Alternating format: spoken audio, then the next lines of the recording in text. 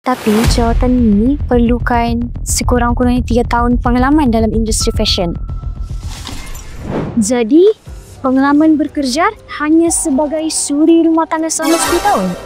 Ya, selama ni saya uruskan rumah tangga. Sekarang baru saya nak kembali ke dunia pekerjaan. Tapi jawatan ini perlukan sekurang-kurangnya 3 tahun pengalaman dalam industri fashion. Puan mahir menggunakan media sosial kah? Saya tengah belajar. Saya ada tengok tutorial kendalikan media sosial dan saya ada follow fashion influencer. Maafkan kami Puan, mungkin Puan boleh cuba dekat tempat lain. Terima kasih Puan. Tak ada pengalaman. Memang langsung tak ada peluang pun. Ni bukan ke Sofia? Nazir, kebetulan betul. Macam mana awak dekat sini? Oh, pejabat saya dekat sini je. Oh, patutlah. Ada awak buat apa dekat sini? Dan muka awak nampak macam sedih je. Baru balik temu duga, tapi gagal lagi.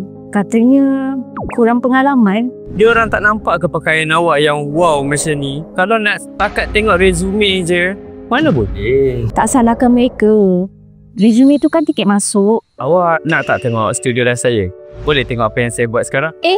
Tak ganggu ke? Ya, tak adalah. Kebetulan saya tengah cari pembantu yang ada mata tajam dan peramah. Awak rasa saya boleh ke? Saya pada mata saya.